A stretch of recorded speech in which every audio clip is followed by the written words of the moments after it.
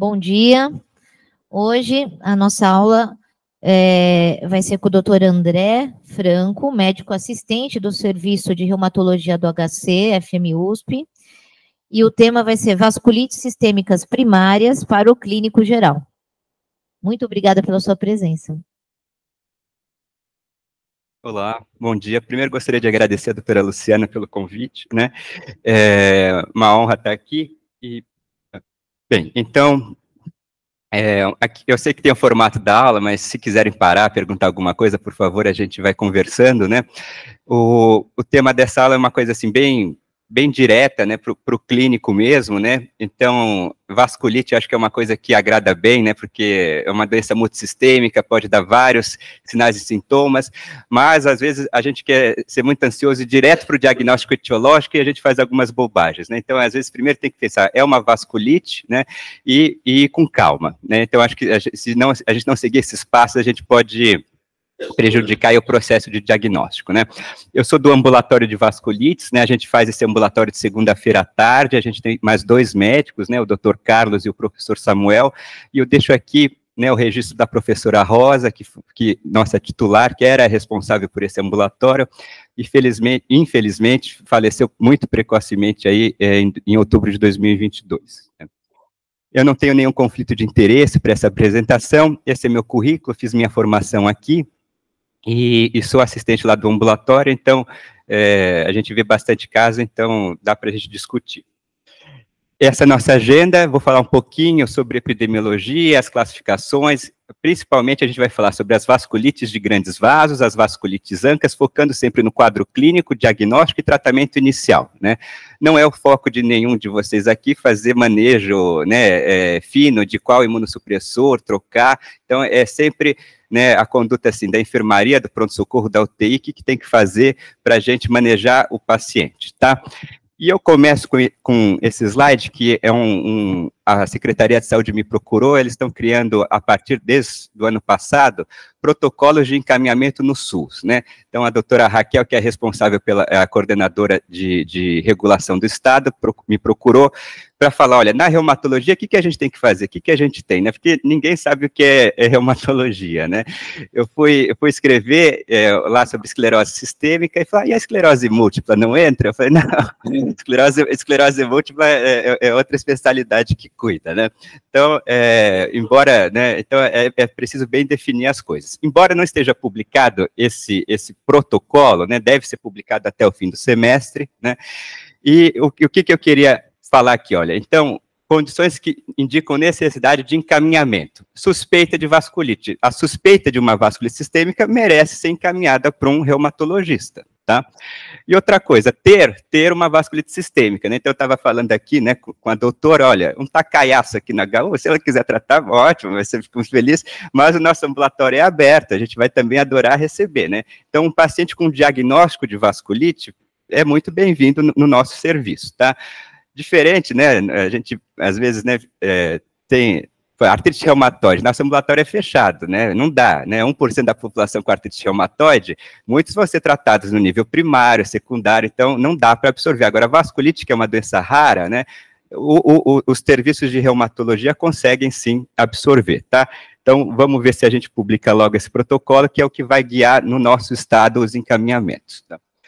Então, esse aqui é as classificações que a gente faz das vasculites, né, conforme o tamanho do vaso, né, o consenso de Chapel-Hill, tem dois, né, os últimos são de 2012, a gente divide ele conforme o tamanho do vaso. Então, a gente tem as vasculites de grande calibre, né, então, arterite Takayasu, arterite de células gigantes, as arterites de médio calibre, pequeno calibre, também temos alguns, né, que fazem tanto acometimento arterial, capilar e venoso, tá, e a gente tem, mais recentemente, né, a gente divide pelo um anticorpo, que é o ANCA, né, que acomete principalmente os médios calibres, tá?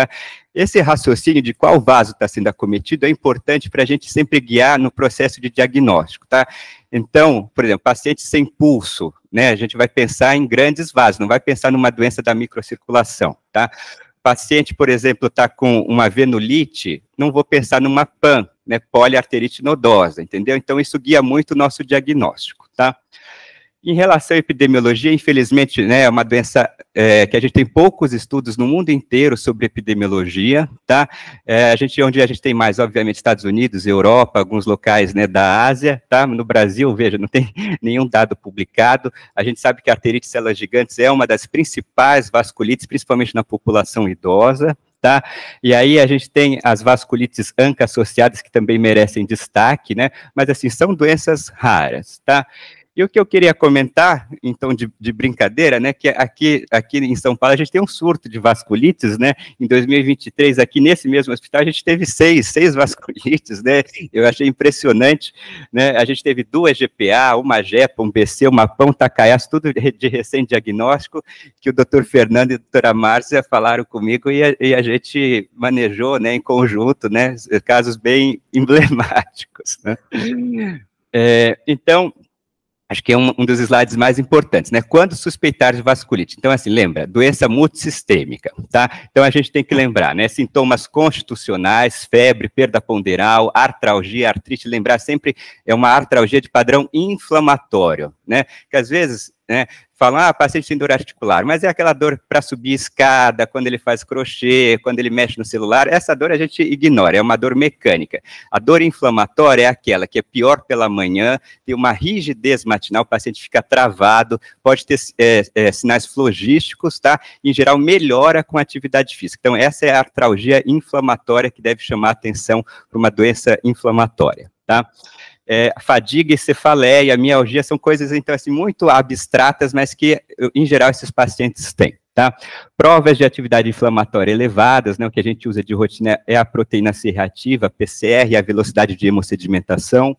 Mononeurite múltipla, isso acontece, né, por um acometimento dos vasos dos nervos, né, então essa vasculite desses vasos dos nervos leva a um padrão de mononeurite múltipla, tá, livedo reticular, úlceras, isquemia digital, esclerite e estenose subglótica são coisas que tem que chamar atenção para uma vasculite sistêmica, tá? Agora, sempre, né, o mais importante, sempre considerar diagnósticos mais prováveis. Lembra, vasculite é uma doença rara, é muito mais provável estar diante de uma endocardite embolizando do que, por exemplo, um mixoma, alguma coisa fazendo um fenômeno embólico do que uma vasculite, tá? Então, sempre pensar. Processos paraneoplásicos, infecções virais com destaques hepatites, HIV, infecções micobacterianas, infecções fúngicas, né, que simulam muitas coisas, drogas, principalmente a cocaína, a gente vai ver mais para frente, e a endocardite. Então, assim, uma das... levar para casa. Antes de pensar em vasculite, pense em alguma dessas coisas, porque a chance de você acertar vai ser muito maior, considerando alguma dessas etiologias, tá? Isso aqui é um artigo que foi publicado, acho que mês passado, é um autor bem renomado aí no campo de UTI, né? Ele publicou essa revisão bem geral sobre doenças reumatológicas autoimunes na UTI. E um dos capítulos são as vasculites, tá? E aí ele dá um geral, então assim, olha, as coisas de orelha, ouvido e nariz, né? Então estenose de via aérea, sinusite de repetição, otite, perda auditiva, né, síndrome coronariana aguda em pacientes sem fatores de risco, né, dissecção de aorta, isquemia mesentérica, úlceras, aftas bipolares, púrpura palpável, livedo reticular, acometimento de olho, tudo são coisas que a gente tem que lembrar atenção, e às vezes é isso, né, a reumatologia não está na UTI, não está na emergência, então quem tem que pensar na doença é quem está nesses ambientes e chamar o reumatologista, tá? Então é importante conhecer. Indo para a nossa primeira doença que a gente vai falar, é a arterite de Takayasu. A arterite de Takayasu é uma vasculite granulomatosa de vasos de grande calibre, então acomete principalmente a aorta e seus principais ramos, e lembrar da artéria pulmonar, tá? Então, muitos pacientes podem ter uma clínica de dispneia, de hipertensão pulmonar, e pode, inclusive, fazer uma miocardite. Então, a gente teve uma paciente lá que abriu uma fração de ejeção assim, menor que 20, a gente pulsou tudo e recuperou, né? Mas o quadro dela foi uma miocardite, tá? Lembrar que, quando faz inflamação do vaso, a gente pode ter duas consequências, ou a gente vai fazer uma estenose ou um aneurisma, né? Nesse caso aqui, pelo acometimento do local do vaso, faz mais estenose, então é aquela doença sem pulso, né, assimetria de pulsos, né, então é uma coisa importante, né, sempre medir, por exemplo, ver os pulsos, né, nos 4 membros, medir a PA nos 4 membros, tá? Acomete mais indivíduos jovens, principalmente mulheres, né, e como o nome diz, né, mais asiáticos, tá? É uma causa importante de hipertensão secundária, principalmente pelo acometimento renovascular, tá? E os sintomas vasculares dependem mais ou menos dos vasos acometidos, né? Então, um dos locais de maior predileção é a subclávia esquerda, né? Tronco bracocefálico e subclávia esquerda. Então, em geral, quando a gente pulsa aqui o pulso no membro superior esquerdo não tem ou está diminuído, tá? Então, é um local bem de predileção dessa vasculite, tá? Agora, assim, acomete a artéria renal, hipertensão renovascular, acomete mais a ilíaca, vai ter claudicação de membro inferior, comete aqui os ramos carotídeos, claudicação de mandíbula, tá? Então, dependendo do vaso, vai ter os sintomas, tá? Outra coisa que pode ter é uma paniculite, né, tipo um eritema nodoso, é típico, pode também fazer artralgia inflamatória, e como eu falei, sintomas constitucionais, como todas as vasculites, tá? E uma coisa que a gente tem que chamar atenção é a carotidínia, né, que é a dor na região da carótida, isso é uma coisa importante, dor torácica, incluindo até as anginosas típicas, né, como síndrome coronariana aguda, e a angina mesentérica, que quando acometida pode ser uma coisa grave de alta morbimortalidade, tá?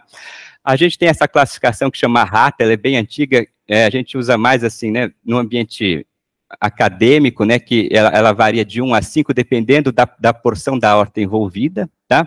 E aqui são algumas imagens para vocês verem, né? Então, ele faz inflamação e, em geral, faz estenose. Pode fazer aneurisma? Pode, mas o clássico é fazer estenose, tá?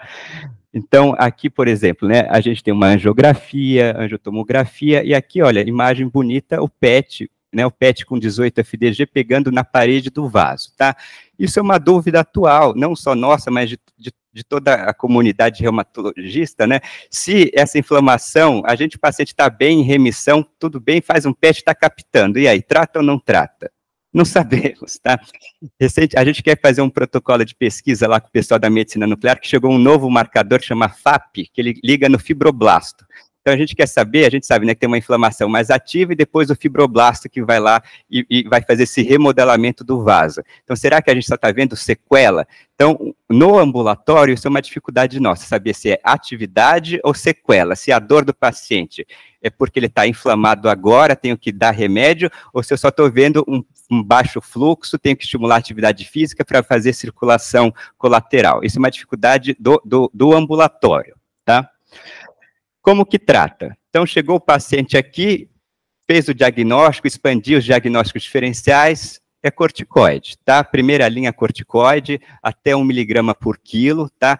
Casos ameaçadores à vida, a gente faz pulsoterapia, tá? Lembrar, doses altas de glicocorticoide, a gente sempre faz ivermectina profilática, né? Por conta da prevenção de estrongiloidíase disseminada, e, em geral, ele responde muito bem, mas a gente tem que lembrar que corticoide é péssimo, né? Então, a gente, em geral, já dá metotrexate, a droga de primeira linha, tá? Só lembrando aí os residentes novos, 1 vez por semana, né, a gente teve um erro de prescrição agora, que eu discuti ontem no ambulatório, a gente deu 6 comprimidos de metotrexate 1 vez por semana. Ela voltou 1 vez por dia, ela tomou, assim, 120 miligramas por semana de metotrexate, né, entendeu? Mas, felizmente, voltou bem, não teve nada, tá? A gente tem outras alternativas, micofenolato, azatioprina, leflunomida, e lembrar casos graves, a gente pulsa até com ciclofosfamida, tá? E aqui, pro reumatologista, né, a gente pode usar anti-TNF, tocilizumab e, em alguns casos, rituximab. Mas, para vocês, lembrar, corticoide e metotrexate, tá? Takaysu é isso, né? O manejo ambulatorial é bem mais desafiador, mas o diagnóstico, o que é, então? Suspeita clínica, tá? E fazer uma imagem de vaso, tá? Uma angiotomografia, uma angiorressonância, ou, se tiver condição, um PET. O PET é mais não para diagnóstico, até para segmento, tá? Mas para a gente ver, às vezes, quando o radiologista, né, está mais habituado, ele consegue ver sinais de vasculite ativa no exame contrastado, tá? Arterite células gigantes, né, essa imagem acho que é bem impactante, ela é a vasculite mais comum, né, da terceira idade, acomete principalmente, né, mulheres mais velhas, dá essa cefaleia bitemporal, e lembrar, né, marcadores de inflamação bem elevados, tá? E assim, no idoso, os diagnósticos diferenciais são grandes, né? Então, lembrar, às vezes a gente acha que o idoso está deprimido, né? É uma vasculite, tá? Então, tem que fazer uma investigação mínima, tá? Então, lembrar, uma vasculite de idosos, né? Qual que é o clássico? É cefaleia nova, de início agudo, subagudo, mais 70% dos pacientes, tá? Sintomas visuais, isso é uma coisa grave, que pode ter acometimento de ramos oftálmicos, tá? E levar à cegueira, tá? Então, se tem sintomas visuais, a gente tem que tratar rapidamente, inclusive com pulsoterapia, tá? Paciente perdeu uma visão, vou parar, vou dar remédio por boca? Não, porque mesmo que ele tenha sintomas só de um lado, se ele perder a visão de um olho, em 1, 2 meses, a chance dele perder a visão do outro olho é muito grande. Então, ficou a maior de lado, não, vamos tratar mesmo assim, porque senão ele vai ficar completamente cego, tá? E lembrar, ó, sintomas constitucionais, 50% dos casos, e lembrar, né, febre de origem determinada é uma coisa importante, principalmente esses pacientes idosos, que são às vezes oligossintomáticos, tá? A gente tem uma associação muito grande entre a arterite células gigantes e a poliomialgia reumática, tá?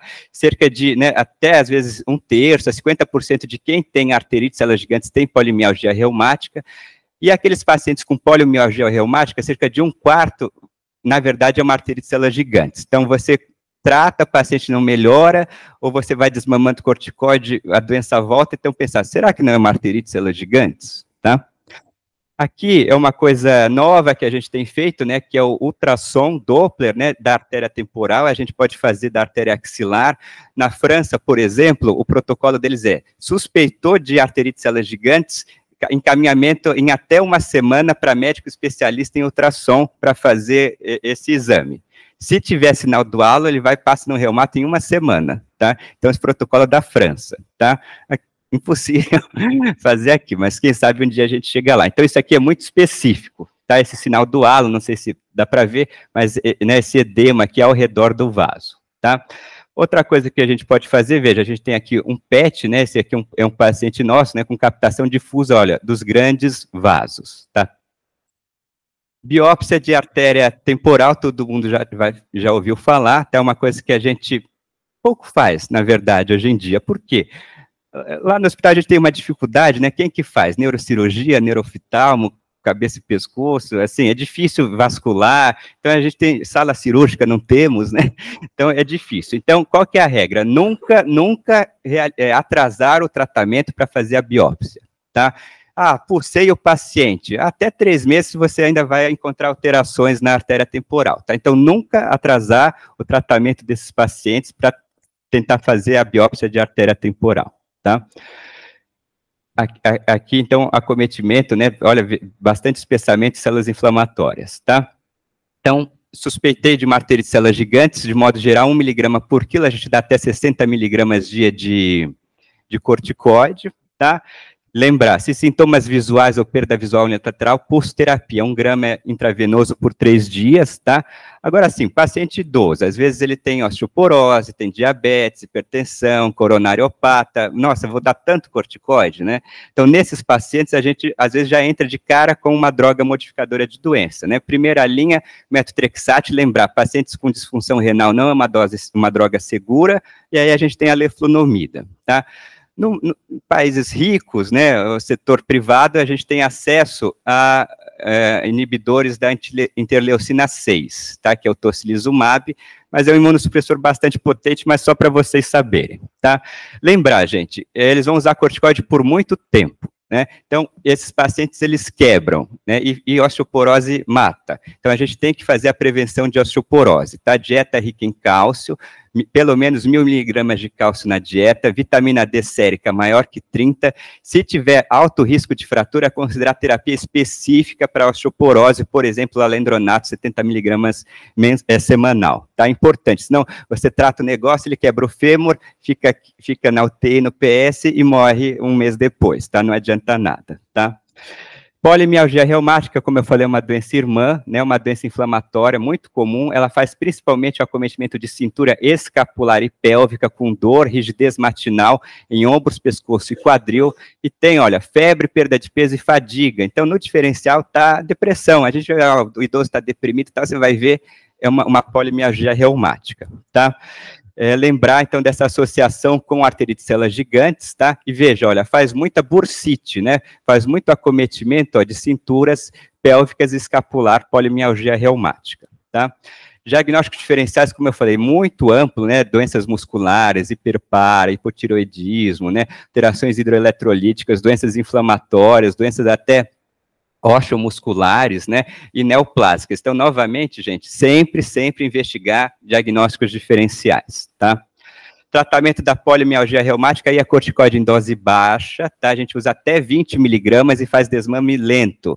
Tem autor até falar 1 miligrama por mês. Como que faz isso? Ou manipula o xaropinho, né, de prednisolona para a gente ir tirando, tá?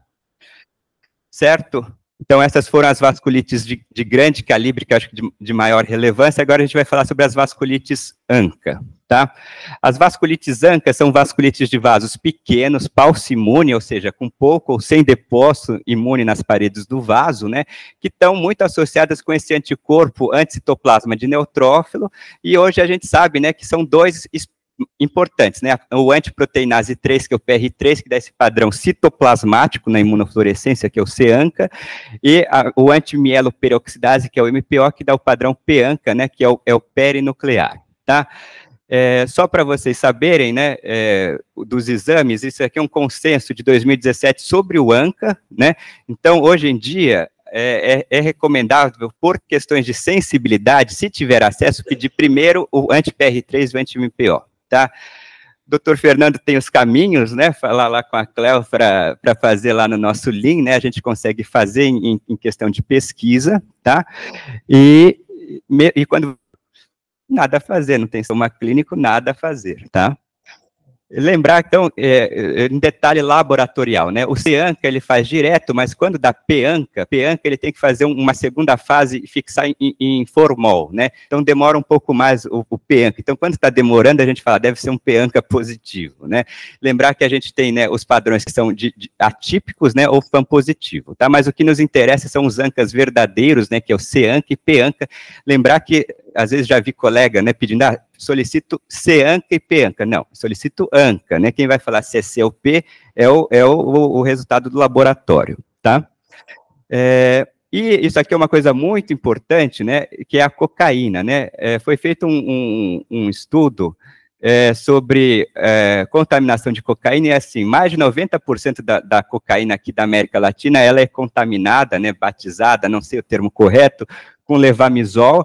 Levamisol não é da minha época, mas talvez alguns tenham usado levamisol, né, que era um anti-eumíntico, né, então que foi extinto porque ele fazia muita granulocitose, se não estou enganado, né, então a nossa cocaína tem levamisol, tá, mais de 90% são dados aí da polícia, tá, então o levamisol e ou cocaína, é difícil diferenciar, pode dar ANCA positivo, né, pode induzir uma vasculite símile, né, fazer isquemia digital, então não é uma vasculite, mas pode induzir, em quem tem o background genético, numa vasculite sistêmica, inclusive com positivação de ANCA.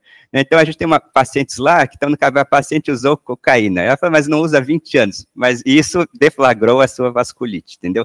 E ela tem a vida inteira a vasculite, tá? Então, sempre importante perguntar sobre cocaína, porque ele deflagra, ou ele simula, ou ele pode deflagrar uma vasculite sistêmica, tá? Em geral, dá uns ANCAs muito estranhos, porque ele pode ser CANCA e PANCA, positivo para PR3-MPO, ou outros autoanticorpos que a gente não faz de rotina, como elastina, catepsina, então, é uma coisa para a gente lembrar, tá? Dessas vasculites ANCA, né, lembrar, a gente tem 3 principais, né, que eu já vou falar, mas assim, não precisa ter o anticorpo positivo, né, então assim, algumas delas a gente chega até 95%, mas tem algumas vasculites que é só 40% do anticorpo positivo, então não se ficar muito preso ao resultado positivo, tá, se eu acho que vamos tratar como se fosse, tá. Então aqui, por exemplo, olha, GPA, né, 75%, mas na JEPA, só 5% PR3, entendeu? Tá? E outras coisas, olha, por exemplo, endocardite pode ter 15% de PR3 positivo, então você está achando que é uma vasculite ANCA e é uma endocardite, pulsa com corticóide, o paciente depois morre. Então, cuidado com os exames. Por isso que eu falei, sempre dá um passo atrás, vê os diagnósticos diferenciais, tá? Então, quais são as nossas vasculites ANCA, né? Então, principalmente, né, a GPA, né, que é a granulomatose com poliangiite, a doutora Rosa era chata lá no ambulatório, que é com 2 Is, né, que é angio, né, de vaso, né, às vezes a gente escreve com angeite, né, mas é 2 Is, tá?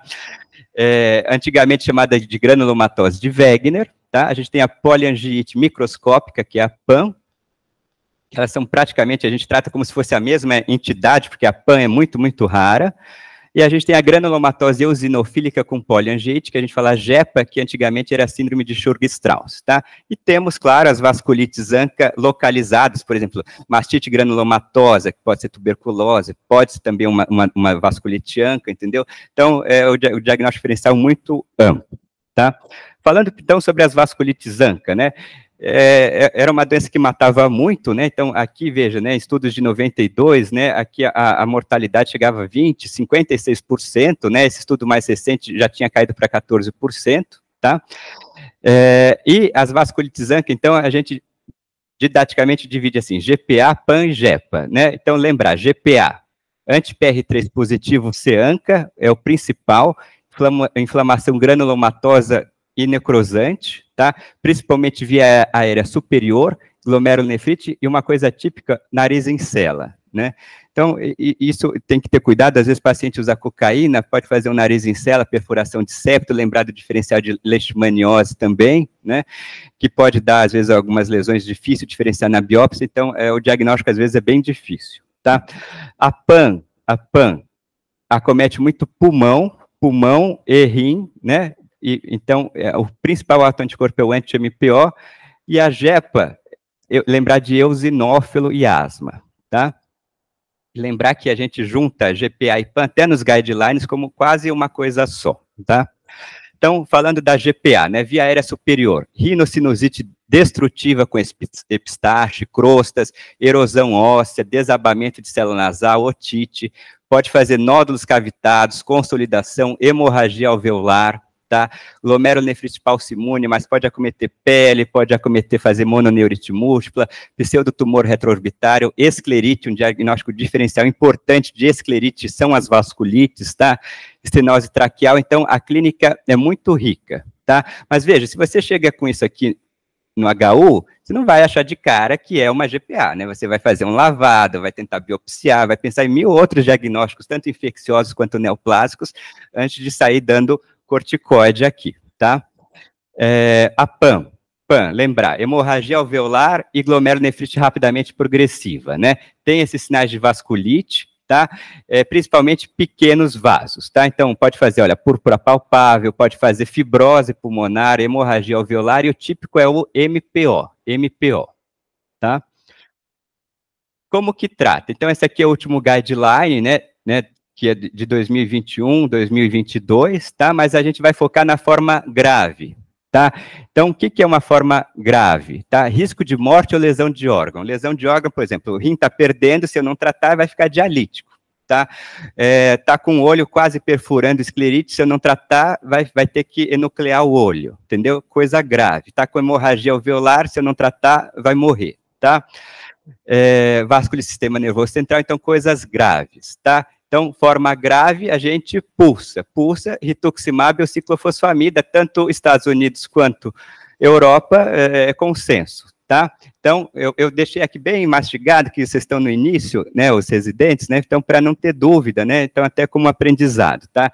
Então, olha, a gente pode usar ciclofosfamida intravenosa ou oral, nós lá, a gente dá preferência intravenosa. Por quê? Porque o paciente ele é visto por médico, enfermeiro, às vezes faz lá na enfermaria, é mais fácil, tá? Mas nos estudos é basicamente a mesma eficácia, tá? Rituximab, condicionalmente melhor, por quê? Menos efeitos adversos. A gente tem rituximab, vou comentar, não temos rituximab, então a gente vai dar ciclofosfamida, tá?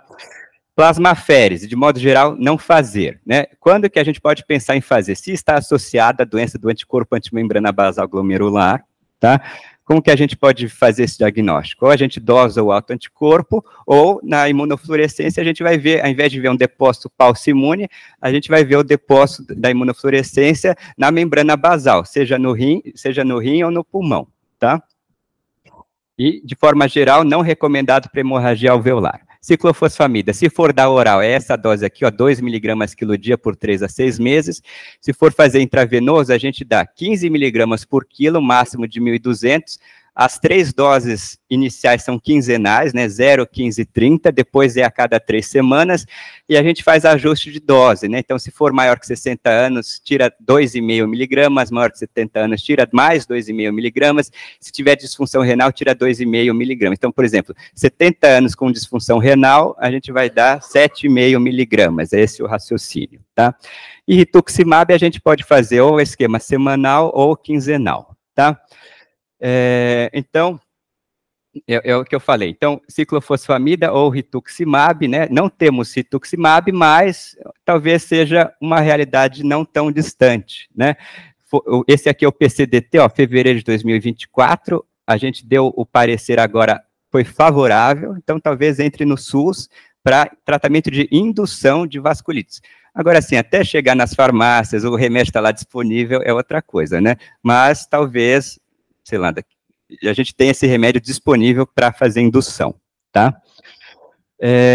Corticoide, gente, então, lembra, ciclofosfamida demora aí 2, 3 semanas para começar a fazer efeito, não é a ciclofosfamida que vai apagar o fogo, tá? Vai ser o corticoide, tá? A gente pode dar oral ou pulsoterapia, e a gente tem o avacopan só fora do Brasil, né? Um inibidor, né, do receptor de C5A, ele dá, além do avacopan, ele dá corticoide, o corticoide é usado apenas por 21 dias, então, talvez no futuro a gente nem use corticoide, né, aquela coisa, da corticoide resolve, talvez no futuro a gente tenha tratamentos tão específicos que a gente abandone o uso de corticoide, tá, mas não temos no Brasil.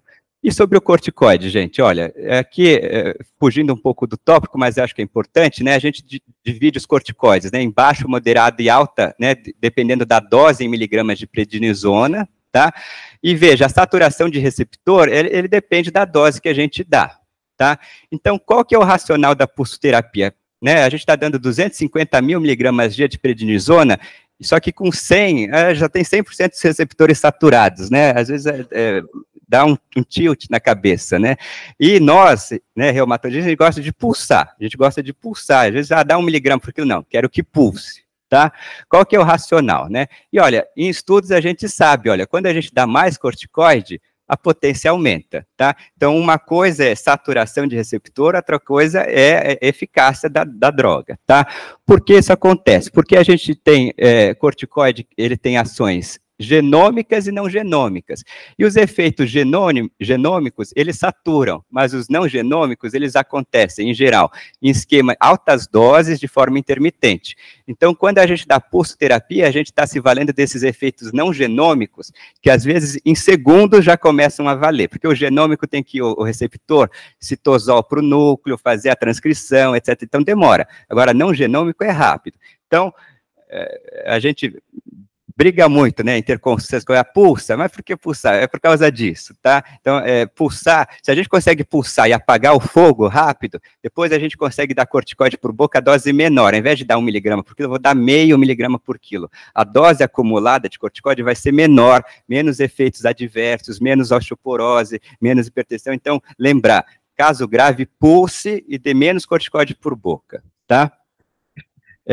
E lembra, gente, tem que reduzir corticoide, tá? Não existe mais aquele negócio de ficar anos com corticoide. Corticoide dá muito problema, tá? Então, aqui nesse estudo, olha, ele tinha a cada semana tinha que ir reduzindo corticoide, tá? Então, lembrar disso, tem que tirar corticoide, tá?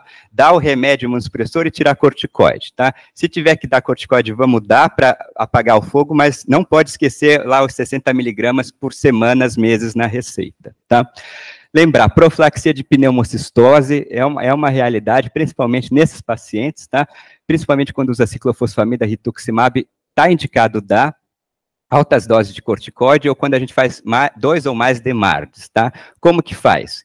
Bactrim F uma vez, dias alternados, ou o Bactrim normal, uma vez por dia, a gente dá até 3 a 6 meses da última dose de rituximab ou ciclofosfamida, tá? Lembrar, isso é consenso internacional e a gente faz de rotina, tá? Não grave a gente tem várias outras opções, a gente dá, em geral, corticoide por boca, doses mais baixas, metrexate, mas, como eu falei, não é o foco aqui para vocês, tá? Falando agora da JEPA, então, lembrar, rinite alérgica, polipose nasal, asma principalmente de início tardio, difícil controle, tá? Pode fazer esses acometimentos pulmonares, em geral, eles vão migratórios, né? Repete, depois de um tempo está em outro lugar o nódulo, tá? Tem essas 3 fases, prodrômica, eosinofílica e a vasculítica. Em geral, isso demora cerca de 3 anos a evolução, mas no nosso dia a dia a gente não vê muito essa evolução bonita, tá? Tem paciente que segue com a pneumo a vida inteira, tem paciente que nunca teve uma asma e está com a gente, entendeu? Mas esse é o clássico, tá? E lembrar, né, é o padrão perinuclear, mas apenas 30% a 40% dos pacientes, e os fatores de mau prognóstico, ó, idosos, sintomas cardíacos, tá? Vasculite mesentérica, insuficiência renal, e se não acometer olho, nariz e boca. Se não acometer olho, nariz e boca, é mais grave a doença, tá? E, em geral, é acometimento múltiplo, né, porque asma grave, cardiopatia, então, lembrar, o que mata, em geral, é coração, tá? Como que trata? É muito parecido, gente, né? Então, formas graves, que são as mesmas, basicamente, né? A gente vai dar o quê? Ciclofosfamida ou rituximab, corticoide, não muda, entendeu? Então, é isso, a regra de bolo, entre muitas aspas, é o que vocês têm que saber para salvar o paciente e depois, quando ele estabilizar tudo, mandar para o ambulatório, tá? As formas não graves, a gente tem acesso a um biológico novo, que é o mepolizumab, que é anti-leucina 5, mas também não é rotina. Por exemplo, no nosso ambulatório, nunca recetei para um paciente mepolizumab. A pneumo usa, porque eles veem mais a fase asma, entendeu? Eu vejo mais a fase vasculítica, tá? Lembrar, então, ó, dos simuladores de vasculite. Olha, é uma lista enorme, né? Então, eu falei, né? Aneurisma de aorta, infecções, hipersensibilidade, doenças vasoespásticas. Então, assim, os diagnósticos diferenciais simulam, e a gente sempre tem que estar atento atrás disso, tá? Lembrar, antes de pensar em vasculite, se não é alguma doença simulando uma vasculite, tá? Então, aqui, para finalizar, é um caso real do consultório, olha, é um homem, 29 anos, foi encaminhado por um ótimo coloproctologista, tá? Por hemorragia digestiva baixa. Ele tinha um HB de 16, foi para 10 em um mês, tá? O paciente tinha PCR e VHS bem aumentados, tinha IgE maior que 1000, tinha um ANCA atípico, 1 para 320. Já chegou, olha só, o cirurgião já mandou tudo isso para mim. Tinha uma TC, espessamento parietal de reto e cólon descendente, e ele me ligou e falou, olha, esse paciente tem que passar com você, eu acho que é uma vasculite, quero que você dê um MAB da vida. Eu falei, olha, se ele vier, não vou dar nenhum biológico, né, tem que ver, mas o paciente já chegou assim com tudo. Então, a pergunta é, o que fazer? Alguém quer comentar? Excluiu amebias, excluiu Crohn, excluiu o que você quiser, foi excluído, fez tudo que imaginar. Não fez coluna, que ele tinha muita vasculite e foi contraindicado colonoscopia e biópsia por perfuração, risco de perfuração. Veja, em um mês perdeu quase metade da HB. Bem, alguém?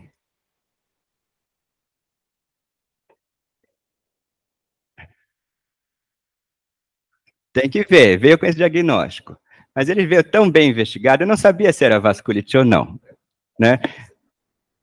Tinha sintomas sistêmicos, mas se confunde com a fadiga, em um mês ele perdeu 6 pontos de HB, ele tinha provas de atividade inflamatória elevadas, né? Tinha IgE aumentado. Bem, esse caso era um caso que, assim, eu queria internar, o paciente tinha uma condição ruim, mas então, não é tom de brincadeira ou não, a minha conduta foi essa aqui. Eu pulsei o paciente, tá? E veja, gente, ele deu certo, né? Ele foi de 16, 10, 15. Então, aqui, olha, a ressonância dele cheia, uma vasculite, tudo, né? É que na ressonância ele sugeria um vasculite, né? E secou o intestino, tá?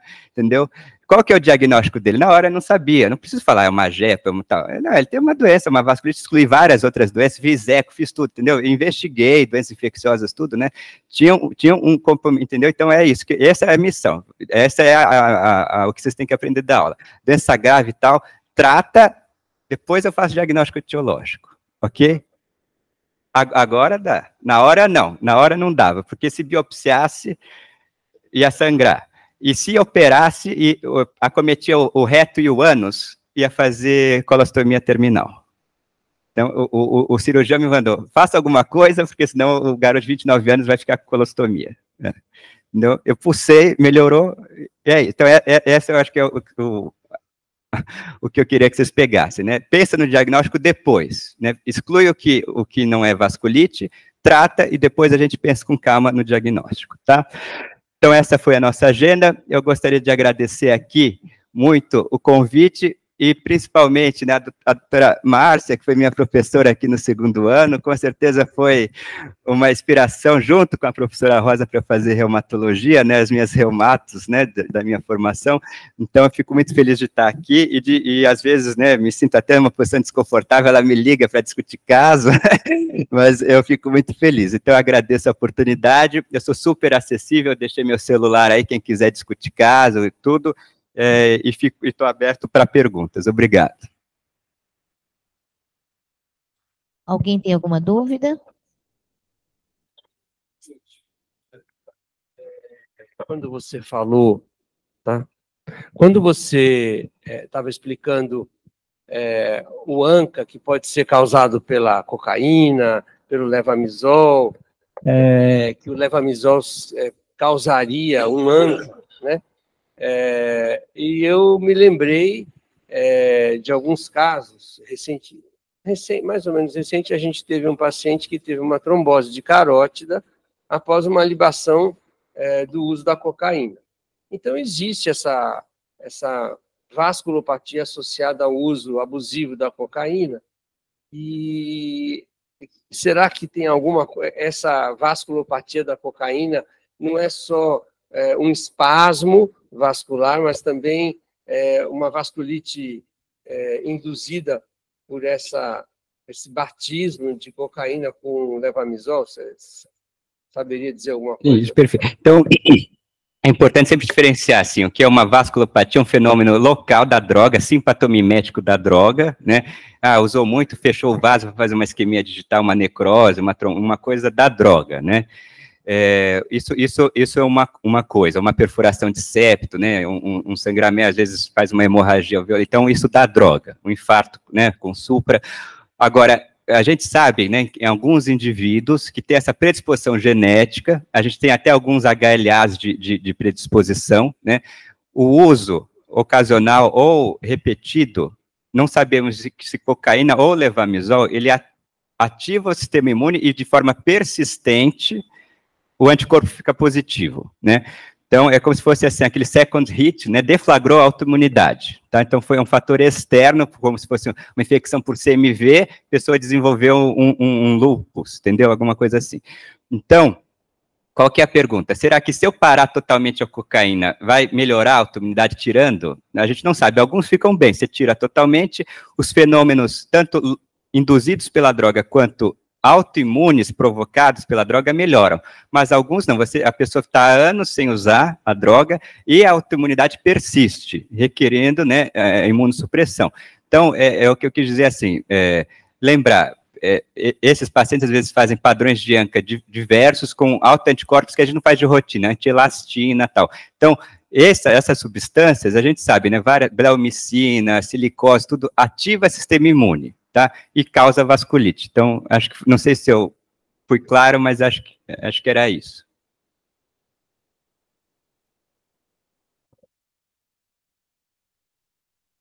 Alguma pergunta mais? Não. Eu acho que a vasculite dá uma grande aflição no clínico, né? Para mim, me dá uma aflição, porque o diagnóstico não é muito... você não tem uma biópsia que vai fechar o diagnóstico, né? E aí eu queria falar sobre a biópsia. Realmente, então, a biópsia tem caído, né? por terra Isso. no diagnóstico da vasculite, né? Muito, né?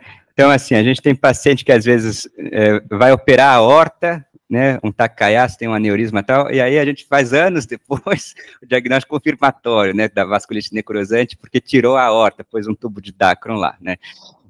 Biópsia temporal, a gente faz pouco, que a gente tem agora o ultrassom, né, a gente tem exames de imagem muito bons, né.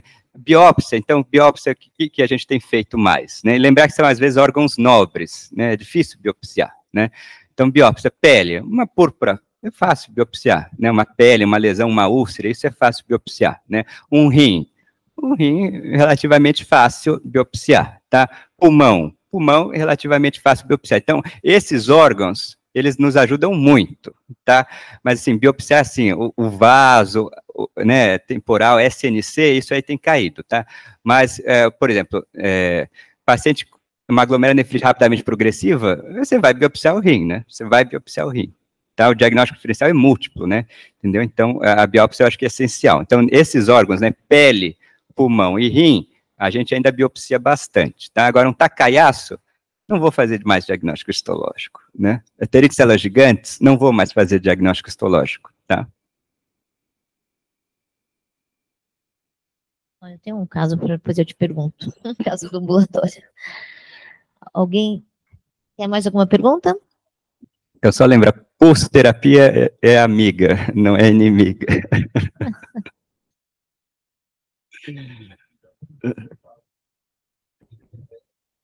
Você falou assim,